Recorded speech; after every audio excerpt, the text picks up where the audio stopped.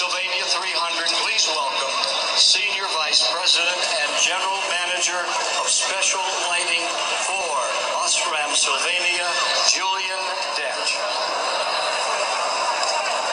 Drivers, start your engines!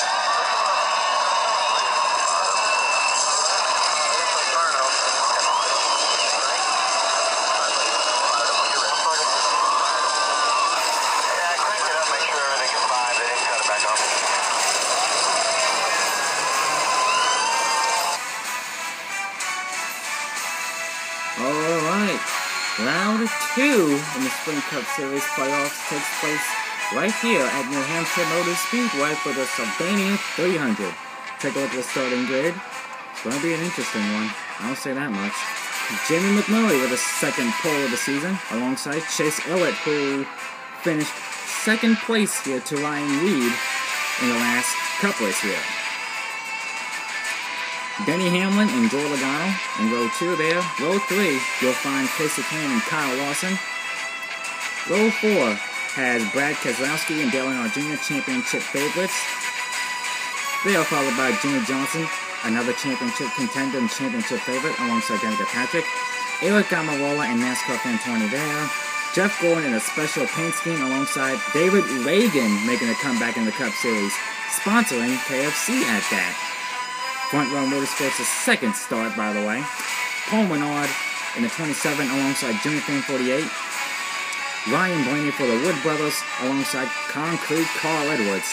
Sam Hornish Jr. in his final New Hampshire race alongside, I almost said Blake Cook, but Cole Witt.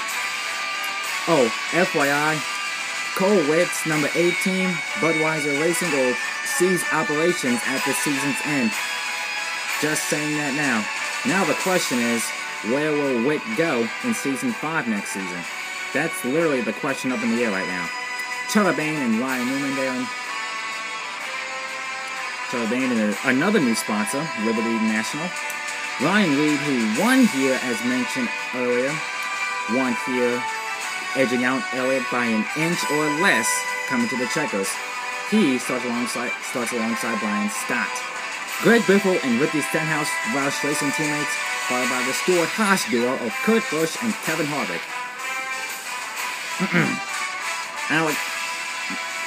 Alex Bowman in the 7, alongside Austin Dillon.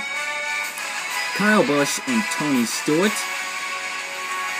Ty Dillon with Plankton on board, going for a little ride, alongside Matt Kenseth, who had a strong run here in the last time in the Cup race here in New Hampshire.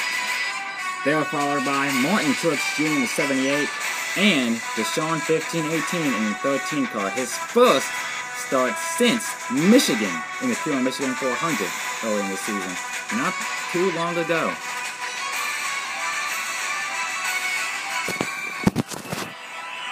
Right then, with the starting lineup out of the way, you already know what's next. You already know.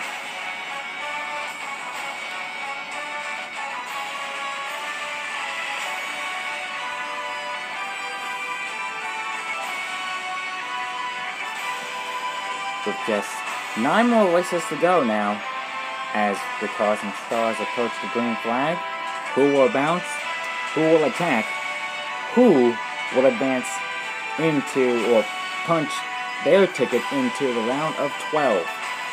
Well, we're about to find out in a few moments as Jamie McMurray and Chase Elliott lead them slowly to the green. Coming to the line this time.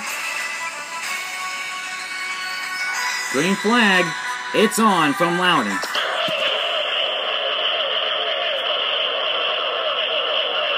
Elliott with a jump, and looks to me like will lead lap 1, and does. Logano hot on his heels though. Lawson moves up to 3rd. Here comes Earnhardt Jr. to the inside, looking to be aggressive today as they made contact, Logano and Jr. did. Hamlin and Lawson side by side. Going down the backstretch, Elliott and Jr. are 1-2 now as we have trouble on the front stretch. Kurt Busch and Brian Scott. Kyle Busch nowhere to go. Here comes Ryan Newman and Charlie Bain. They get into it. Deshaun. Oh, man. Oh, God. Are you serious? You can hear the frustration in Deshaun's voice as well. Nowhere to go for him, and just like that, is out of the race. It all happens in a blur, and it all happens in a heartbeat. 7-car pileup here on the front stretch. Red flag immediately. And Chase Elliott is your leader at this point. I repeat, Chase Elliott at this time is the race leader. Dale Earnhardt Jr., his teammate, is second. The Busch brothers get caught up in it. Kyle Busch, one of the championship contenders. Ryan Newman for RCR. Trevor Bayne and Ricky Stenhouse for Roush Racing. Deshaun for Fastlane Motorsports. Alex Bowman for Tommy Baldwin. Brian Scott for Petty Enterprises. Kurt Busch for Stuart Haas. Man, oh man.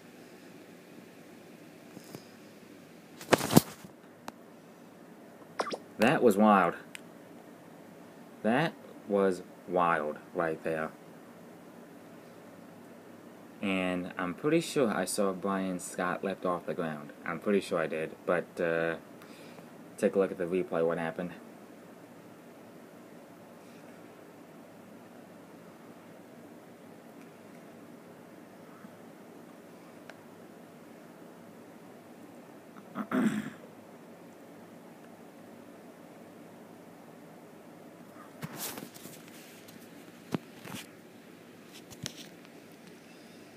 Oh, shoot. Okay.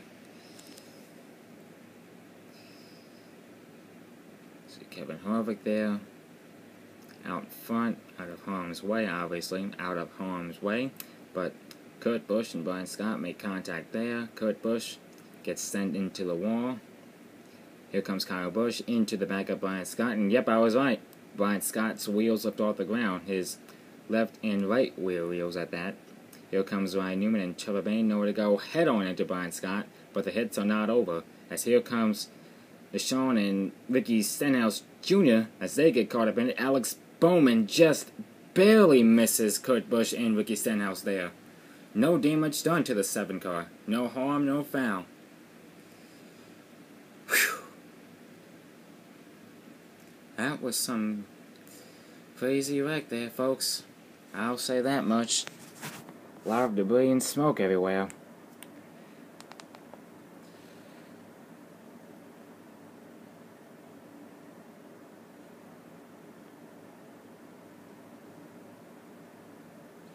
So we take a quick commercial break. We'll be right back from Loudon, New Hampshire.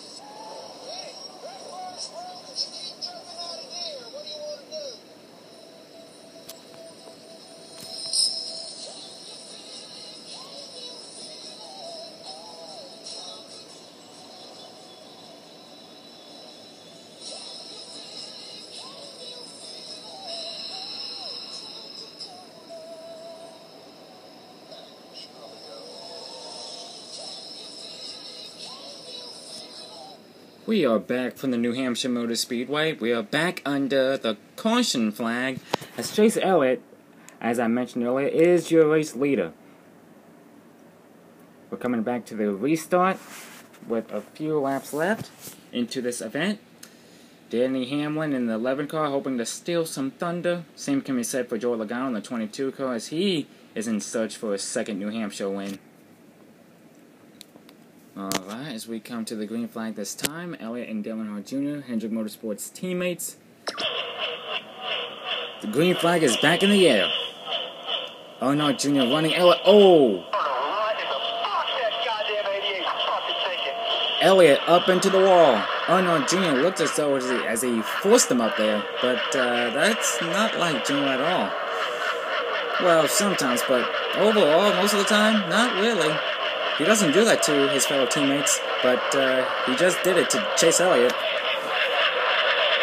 NASCAR Fan 20 and Jimmy Fan 48 take the white flag. This will be Fastlane Motorsports' first 1-2 finish if they can hold their line, and they will. Round 2. NASCAR Fan 20 wins in New Hampshire. His fellow friend and buddy, Jimmy Fan 48, finishes second. Fastlane Motorsports' first 1-2 finish. How about that? Congratulating each other there, both for the duo.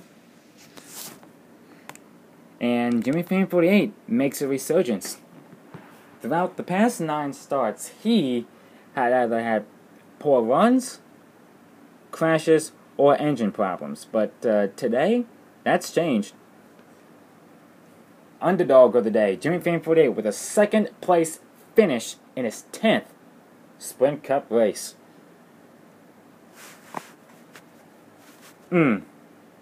How about that? Definitely a diecast race for the ages in my series. Definitely one for the ages. And it looks as though as they are going to do a duo buyout, I'm guessing? Yep. Alright. Ain't that a sight to see right there. Ain't that a sight to see right then and there. We've seen this before in the NASCAR Camping World Series' All-Star Challenge in Gateway. Yes, we have. NASCAR Fan 20 and Jimmy Fan 48 celebrate in Victory Lane. NASCAR Fan 20 victorious in the Sylvania 300. Therefore, he punches his ticket into round 2. Win number 4 for that kid.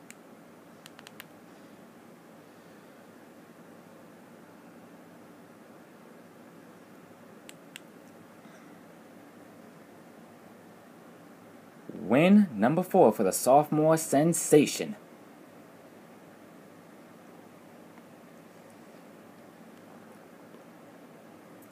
Rookie season, last season, won the most poles out of any other driver, and now this season, in his sophomore season, he's now up there with 4 wins, tying with Carl Edwards.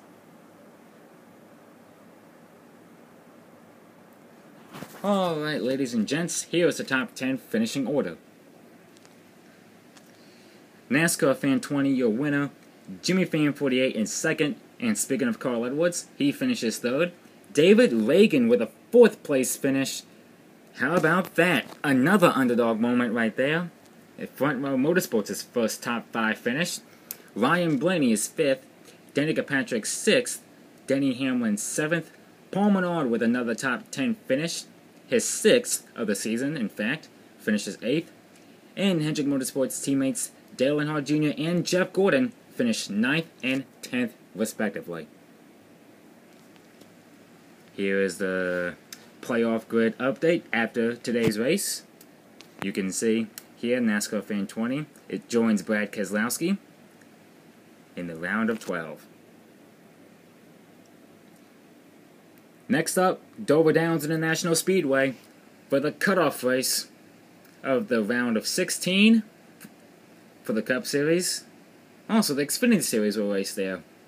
Dale Jr. fans signing off from the booth, and I'll see you there in Dover, Delaware for the Dover Xfinity race as well as the Sprint Cup race. Goodbye, everyone.